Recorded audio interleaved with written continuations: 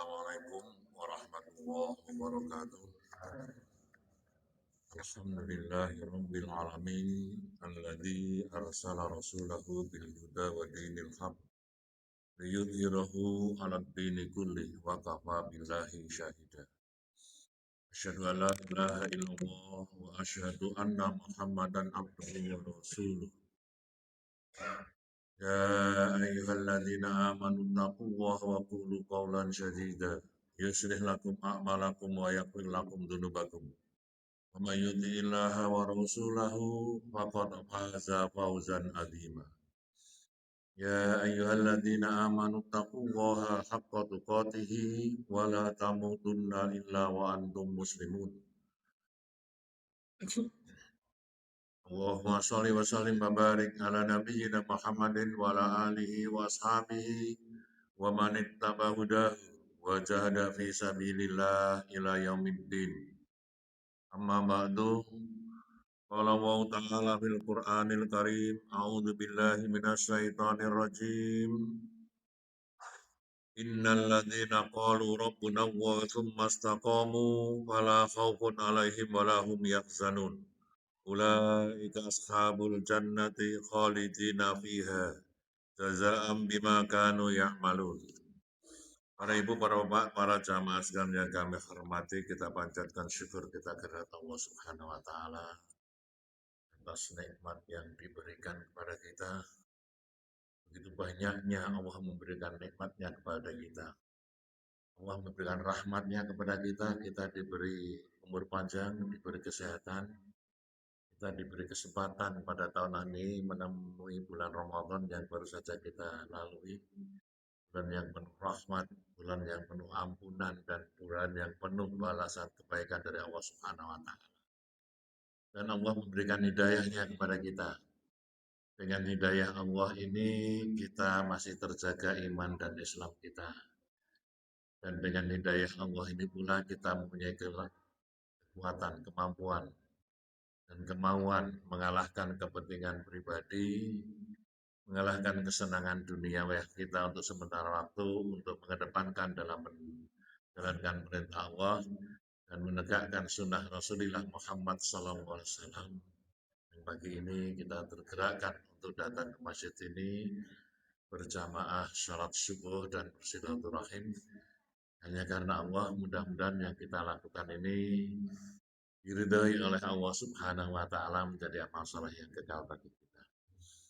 Ibu bapak jamaah sekalian yang kami hormati, bulan Ramadan tidak terasa sudah hampir sebulan ya kita lalu. Ini sudah pada pekan-pekan terakhir di bulan Syawal.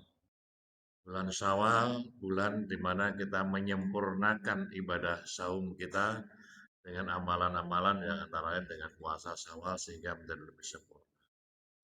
Dan setelah kita menjalankan puasa Ramadan, masuk ke Idul Fitri, banyak dan menjadi kebiasaan kita untuk banyak di antara kita sangat senang bergembira sekali dengan kedatangan Idul Adha atau Idul Fitri itu. Tidak ada yang susah ya dalam Idul Fitri ini ya. Karena memang itu disunahkan oleh Rasulullah Muhammad SAW. Rasulullah mengatakan, "Lis-shaimi farhatani, yafrahuhuma idza aftara fariha bi fitrihi wa idza laqiya rabbahu fariha bi shaumihi." Bagi orang yang berpuasa itu mendapatkan dua kegembiraan, dua kesenangan. Yang pertama ketika orang itu berbuka. Baik berbuka puasa ketika maghrib atau yang dimaksud berbuka ketika memasuki Idul Fitri. Dalam Idul Fitri semua bergembira, bahkan tidak boleh ada orang yang susah. Maka dituntunkan bagi kita untuk menutup kegiatan Ramadan kita dengan zakat fitrah. Supaya apa? Supaya orang di tanggal 1 Syawal itu tidak ada yang susah. Orang yang susah itu kalau di negeri kita apalagi ya, ukuran susah senang itu kalau sudah bisa makan. Kalau bisa makan itu senang, kalau nggak bisa makan susah. Maka pemerintah menganggap orang itu susah, maka dikasih makan gratis. Jadi senang gitu. Ya. Di dalam Islam untuk menutup puasa kita diperintahkan untuk mengeluarkan zakat fitrah Dan ukurannya sangat ringan. Kalau orang mempunyai persediaan makan untuk kelebihan makan sehari di tanggal 1 Syawal, sudah ada kelebihan, sudah berkewajiban mengeluarkan zakat fitrah. Maka di tempat kami itu ada yang datang ke masjid menyerahkan zakat fitrahnya sudah jam 10 malam. Kok malam-malam Pak? Ya tadi sore kami belum berkewajiban mengeluarkan fitrah. Tapi karena dapat dari masjid sini, dari masjid ini, dapat dari pulang, akhirnya kami berlebih untuk besok kami sudah berlebih. Sehingga sudah kewajiban mengeluarkan. Supaya orang bergembira memang dalam menyambut Idul Fitri itu kita bergembira itu manusiawi sekali ya. Setelah kita 1 bulan menahan lapar setiap hari, menahan haus, bahkan menahan nafsu syahwat kita lalu dibolehkan. Itu senang sekali, manusiawi sekali.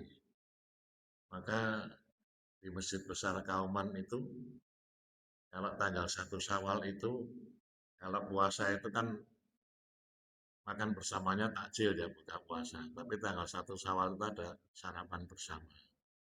Sarapan perdana di bulan Syawal. Nikmat sekali itu. Tapi janjinya itu menghabiskan bahan-bahan yang untuk takjilan apa masih itu dimasak. Tapi nikmat sekali itu. Ini manusiawi sekali. Tapi kegembiraan di dalam menyambut Idul Fitri juga religius. Kegembiraan yang agamis. Karena apa? Karena kita sudah berhasil menjalankan perintah Allah, menahan nafsu kita 1 bulan, kemudian kita berhasil melakukannya seperti uh, mendapatkan kemenangan dari peperangan itu. Maka kegembiraan di bulan di tanggal 1 Syawal ketika Idul Fitri itu adalah kegembiraan yang religius juga. Belum lagi nanti kegembiraan ketika kita berjumpa dengan Allah. Kalau berbuka puasa kita bergembira, senang dengan buka puasa kita, dengan makanan kita, maka ketika nanti berjumpa dengan Allah, kita bergembira dengan puasa kita. Karena puasa itu akan menjadi syafaat bagi kita di hari kiamat. Bahkan dengan Al-Qur'annya Rasulullah SAW mengatakan, Asyamu wal Qur'anu yasfa'ani li'abdi yaumal qiyamah. Puasa dan Al-Quran itu nanti akan beri syafaat bagi hambanya, hamba-hamba Allah di hari kiamat. Yaitu nanti ketika kita sudah di padang mahsyar, lalu puasa akan datang menjadi saksi bagi kita, matur kepada Gusti Allah, ya Allah, orang ini telah kuat menahan lapar, haus, akan menahan syahwatnya di siang hari karena menjalankan puasa. Maka aku beri syafaat kepadanya. Begitu juga Al-Quran akan matur kepada Gusti Allah, ya Allah, orang ini mampu menahan kantuknya di malam hari karena mempelajari dan membacaku, maka beri syafaat. Maka kita akan bergembira ketika menghadap Allah dengan kita karena puasa kita. Yang kemudian dalam kehidupan kita, terutama di Indonesia ini, kegembiraan kita di Idul Fitri itu sering dengan ucapan-ucapan. Selain doa kita yang dituntunkan Rasulullah SAW, doa kita taqabbalallahu minna wa minkum. Semoga Allah menerima amalan puasa kita dan kamu semua. Karena kalau amalan itu tidak diterima adalah rugi sekali. Dan kita tidak tahu. Kalau batal puasa kita tahu. Tapi puasa kita diterima oleh Allah kita tidak tahu. Maka kita berharap. Kemudian di negeri kita banyak berkembang juga dimasuk Idul Fitri ya. Dan sering kita dengar dan ini populer sekali ucapan nama minal aidin wal faizin. Sehingga ini salah kaprah banyak dari semua orang diucapkan minal aidin wal faizin. Bahkan orang yang tidak puasa, bahkan orang yang tidak Islam pun diucapkan minal aidin wal faizin. Selamat Idul Fitri. Minal aidin wal faizin. Dekat rumah saya itu ada gereja yang disebut gereja Kristen yang di dalam kampung, kemudian di gereja Katolik berarti kudus itu keren pasang spanduk besar sekali itu. Selamat Idul Fitri. Minal aidin wal faizin. Kemudian diikuti kata-kata mohon maaf lahir batin. Sehingga seolah-olah minal aidin wal faizin itu artinya mohon maaf lahir batin. Sehingga kalau orang diucapkan minal aidin wal faizin, oh ya sama-sama. Bahkan di beberapa ini juga di komunitas-komunitas di Jogja dan di beberapa tempat itu ada komunitas lintas iman.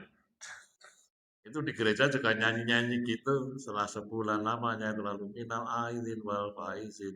Mohon maaf dan nyanyi di gereja. Begitulah mereka mengadakan sahur bersama di gereja dan lain-lain lah rusaknya. Padahal minal aidin wal faizin itu agung sekali. Itu doa ya harusnya hanya diberikan kepada orang-orang beriman, orang-orang Islam yang berpuasa.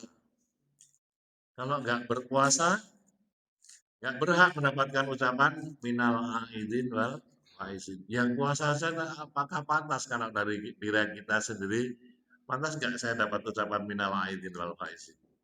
Karena minal aidin wal faizin itu adalah doa kita pada orang yang berpuasa. Lengkapnya ja'alana wa iyyakum minal aidin wal faizin. Semoga Allah menjadikan kami dan kamu semua itu minal aidin, orang yang kembali kepada fitrah manusia, wal faizin, dan orang yang beruntung, orang yang bejo. Siapa orang yang bejo itu? Dalam hal ini di puasa ini orang yang diterima puasanya. Kita tidak tahu, yang tahu hanya Allah. Allah mengatakan puasa itu ma'innahu li, puasa itu hanya untukku wa na'adzibiya, saya akan balas. Kalau kita yang kita tahu kita batal atau tidak. Kalau batal tinggal disaur saja. Tapi kalau kita diterima atau tidak kan tidak tahu. Maka kita didoakan semoga faizin, termasuk orang yang bejo, yang beruntung karena puasanya diterima oleh Allah.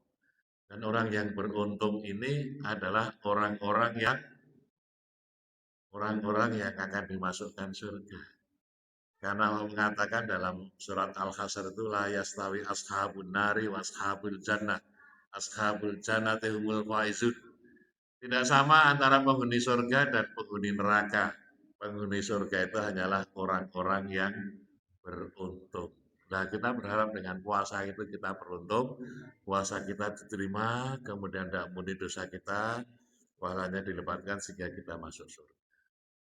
Yang menjadi bagi kita sekalian, kemudian apakah kita betul-betul puasa kita sudah pada merubah badan? Kita mendapatkan ucapan minal aidin. Yang pertama adalah aidin, kita kembali kepada fitrah manusia. Tidak ada kata-kata fitrah. Sering kita mendengar kata-kata fitrah itu adalah diartikan adalah suci, ya. Suci dari dosa. Tapi fitrah ini adalah apa ya? Asli. Sifat asli manusia dari ciptaan Allah. Rasulullah SAW pernah bersabda, "Kullu mauludin yulatu alal fitrah." Setiap bayi yang dilahirkan, tidak pandang siapa orang tuanya, dia lahir dalam keadaan fitrah. Fitrah itu apa? Fitrah itu suci. Suci dari apa? Apa ada bayi yang berdosa? Fitrah ini adalah tauhid. Jadi setiap bayi yang lahir itu sudah bertauhid, sudah la ilaha illallah.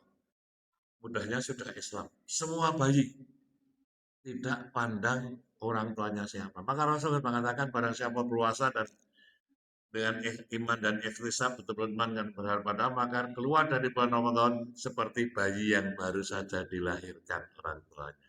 Maka disebut Aidul Fitri. Kita kembali fitrah. Yang jadi persoalan adalah pengertian fitrah itu. Sering artian suci dari dosa juga betul, tapi fitrahnya adalah bekal dari Allah. Kalau sifat kita yang dibekal dari sejak kita lahir. Itu fitrah. Kembali pada Islam. Lalu kita bertanya, kita semua Islam semua, ya. Kalau ditanya kapan kita menjadi Islam? Sejak kapan kita Islam, Pak? Sejak lahir. Jadi ketika lahir ibunya ngendika nggih, le maca syahadat gitu. Karena Islam itu maca syahadat. Ya toh? Jika ada orang dewasa masuk Islam suruh baca syahadat toh?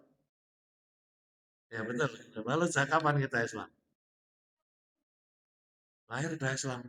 Sering kita melewatkan, padahal Allah sudah memberitahu pada kita.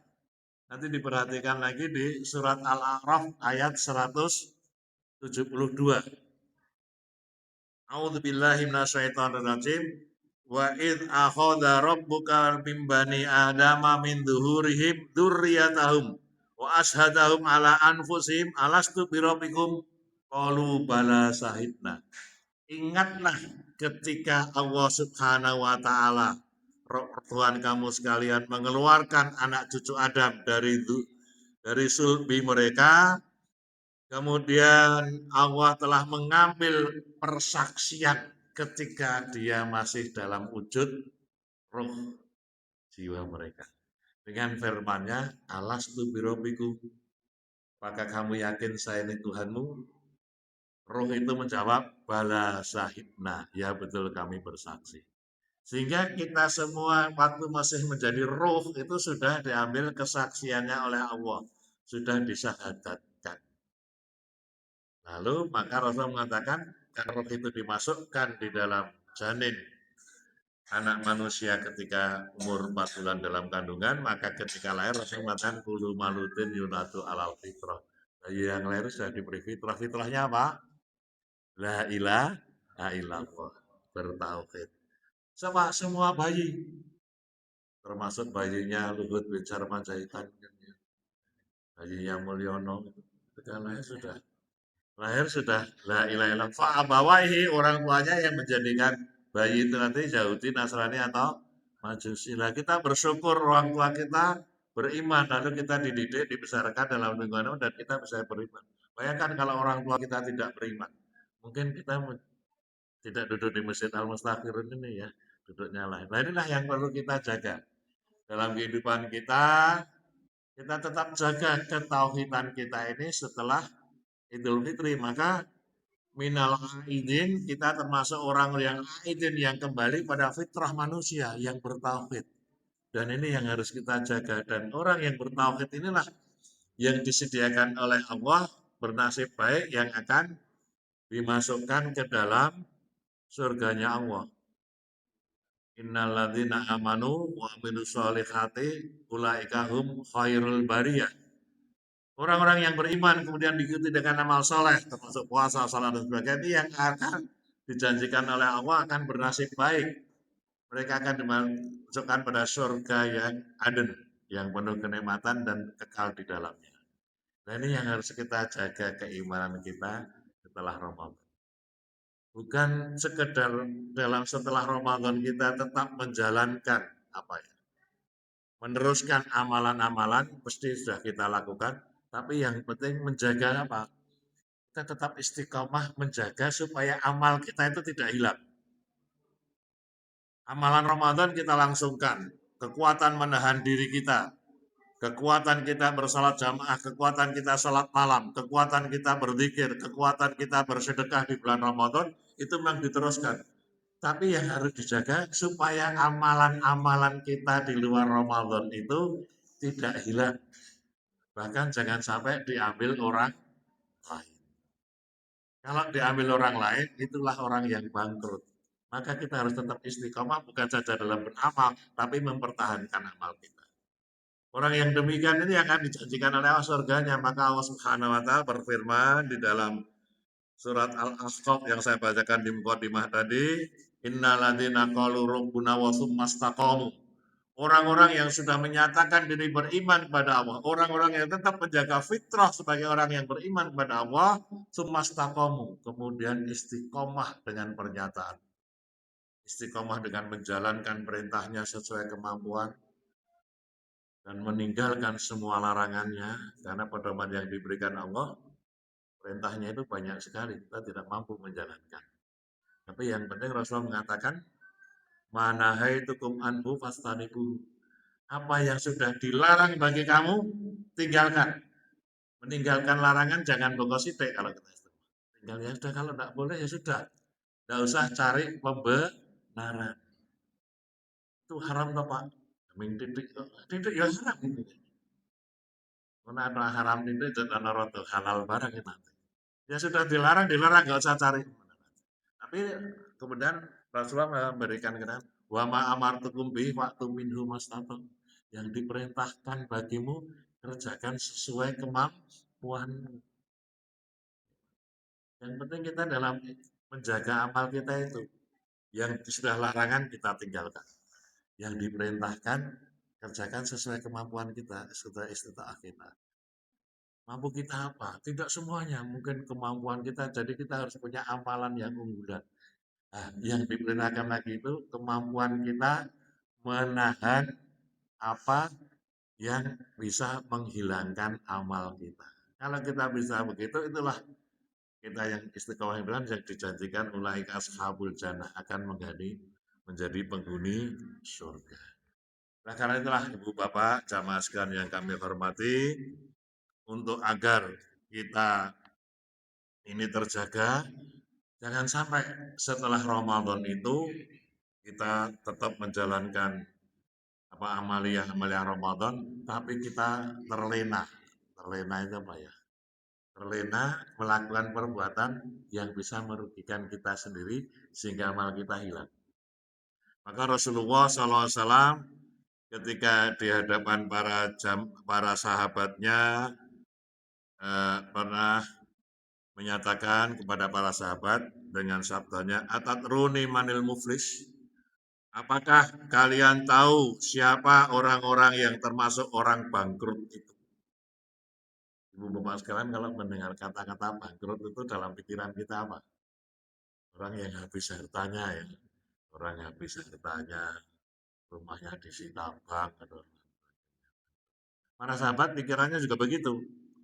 Para sahabat mengatakan, kalau kata sahabat, al-muflisu fina mal lam dirhama lahu wala mataun. Ya Rasulullah, orang yang bangkrut itu orang yang tidak punya uang, tidak punya dirham lagi. Dan bahkan tidak punya harta sama sekali. Dalam kehidupan dunia mungkin begitu orang yang bangkrut itu. Tapi yang kemudian Rasulullah mengatakan bahwa yang dinamakan bangkrut itu innal muflisa min ummati mayyati yaumal qiyamati bisalati wasyami wa zakati.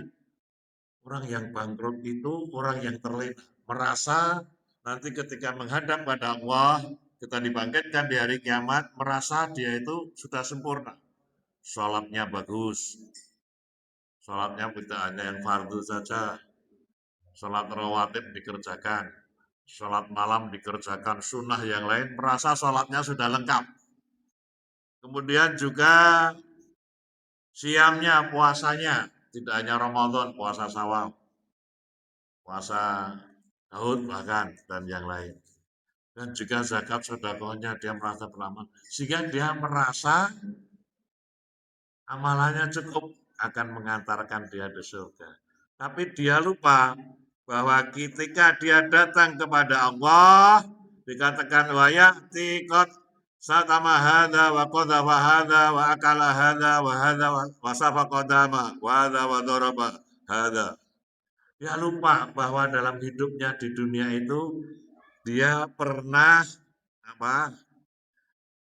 Dia pernah menyakiti orang lain, dia pernah mencaci maki, memaki-maki orang lain, dan juga pernah menuduh yang tidak benar pada orang banyak, tentu hanya dalam perasaannya, dan juga memakan harta yang bukan haknya, bahkan pernah melakukan pembunuhan ataupun memukul orang lain tanpa sebab, dan orang-orang itu yang akan orang-orang yang demikian itu pahala dari amal salahnya, salatnya, puasa, zakatnya akan diambil oleh Allah dan kemudian diberikan kepada orang yang disakiti. Karena kebaikannya sudah habis, orang yang disakiti dosanya diambil diberikan pada yang disakiti. Nah ini yang perlu kita jaga. Kita mungkin merasa sudah baik-baik saja, tapi kita tidak sadar mungkin pernah memaki orang. Walaupun kita merasa benar. Misalnya sederhana saja, kita pakai sepeda motor, rusak datang ke bengkel, baru dipakai 2 hari rusak lagi, datang ke bengkel lagi, jadi dibenakkan tapi yang danane di unak-unak kese. Jadi dontoke orang dino rusak meneh ini. Sekarang musim hujan ya, talangnya bocor, ngundang tukang talang dan tadi kok sih bocor meneh, tukang talang seneni. Dan tukang talangnya sudah kerja maksimal ya, tapi ada kekurangannya. Nah, sering kita memaki walaupun kita dalam posisi benar, tapi memaki-maki orang yang orang dimaki itu merasa sakit hatinya sudah cukup menghabiskan amal.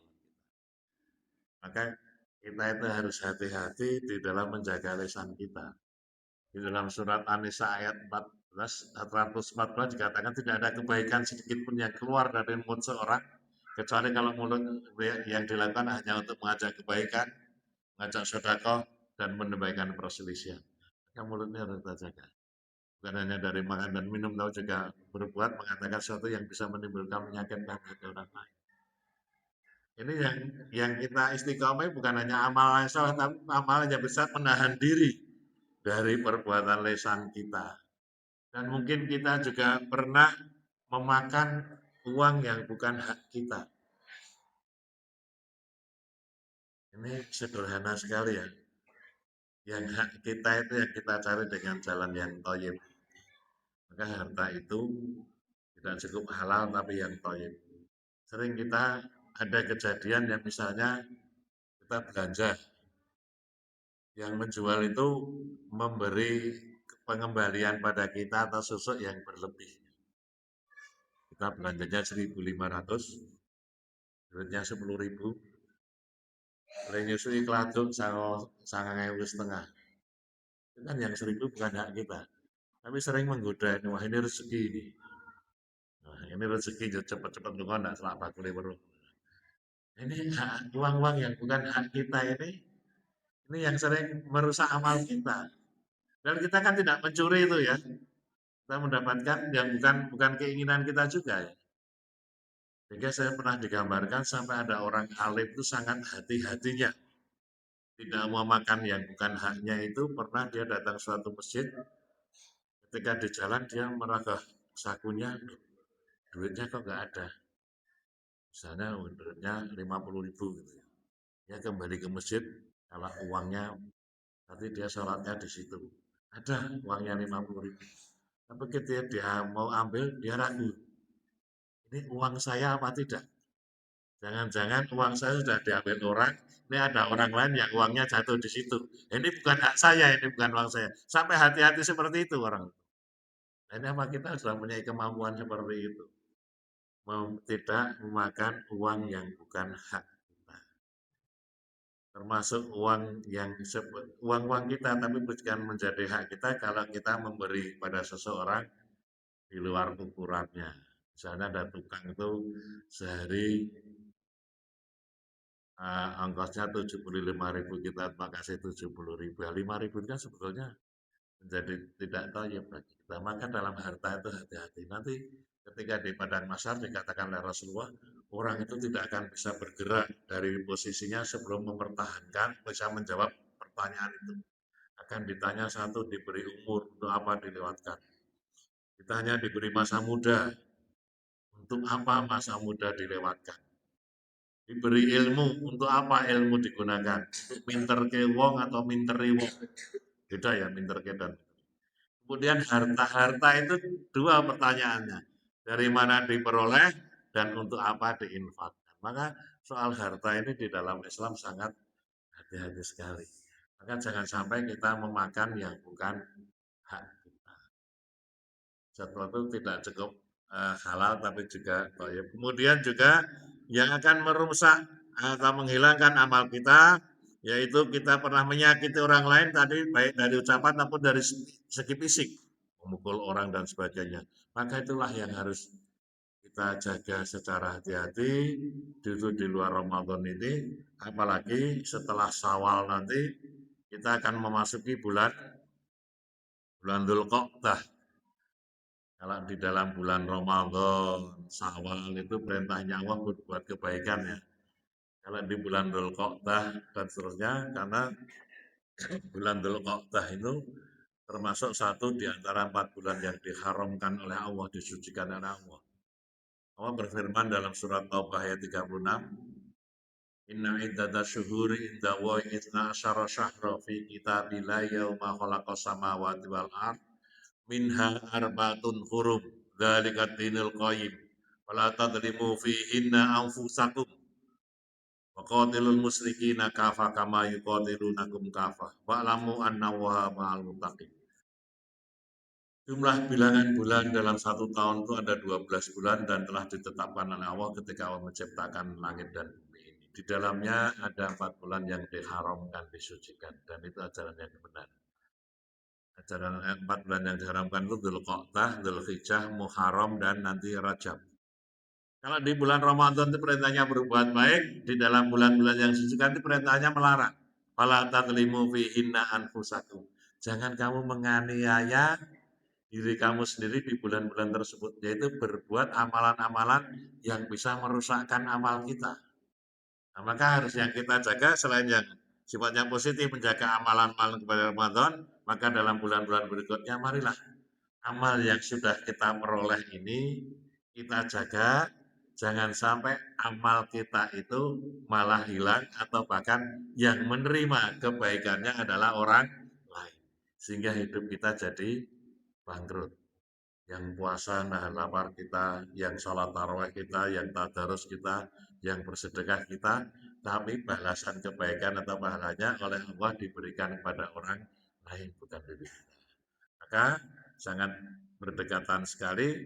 Setiap perbuatan kita, iman kita pasti harus diikuti dengan amal soleh. Agar kita itu tidak berbuat kesalahan sehingga amal kita akan diterima oleh orang lain. Menjadikan hidup kita ini dari segi keagamaan menjadi bangkrut yang kita akan rugi selama-lamanya.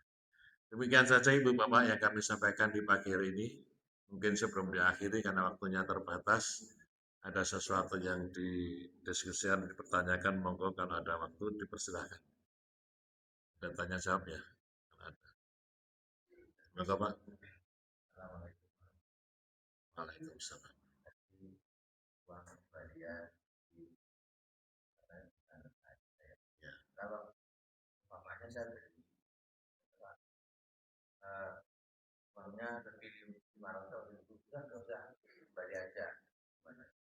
Kalau itu sedekah, artinya diberikan pada yang jual atau Pak? Nah itu kan sedekah Bapak. Tidak apa-apa, malah itu baik itu.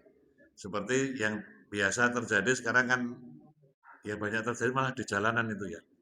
Kalau kita parkir ya, parkir itu kan tanggung ya, parkir 2.000, uangnya 5.000. Sekarang cari uang 1.000-an kan susah Pak ya. Nyusui 3.000 angel itu ya. Lalu malah sudah kembaliannya diambil. Itu sedekah. Karena kita memberikan. Dan bagi yang menerima itu haknya karena kita sudah mengikhlaskan. Kecuali kalau sering terjadi, ya biasanya di Jogja ini sudah viral ya, masalah parkir itu ya. Saya juga ngalami dipaksa mengeluarkan uang banyak. Ketika cucu-cucu saya dari Jakarta datang, itu saya ajak ke mana pantai selatan sana, dipaksa.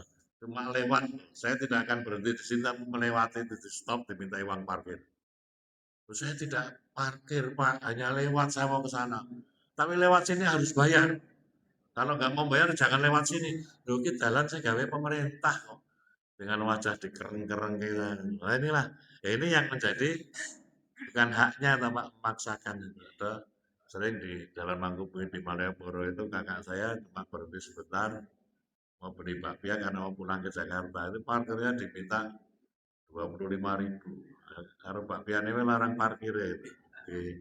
Ternyata juga gitu di Beringharjo kalau pas hari libur. Nah inilah sering orang-orang itu hanya mengejar duniawinya tanpa berpikir balasan di akhir. Kalau sudah masuk barang itu yang tidak halal, tidak toyib ke dalam tubuh kita, amal kita tidak akan diperhatikan. Jangankan diterima, diperhatikan Allah saja tidak. Digambarkan ya dalam itu, tapi ini dalam riwayat orang yang pergi haji. Ada orang di kata Rasulullah diceritakan surah Hamba datang di Arafah mengangkat tangan tinggi-tinggi ya Allah ya Rabbi berdoa menampun lalu dikatakan bagaimana Allah akan mengabulkan doanya orang itu. Mereka dia datang dari tempat yang jauh dengan pakaian yang kusut, rambutnya kusut, pakaiannya kotor karena di Arafah mesti kotor ya. Dan yang mesti. Tapi yang dia makan tercampur yang tidak halal.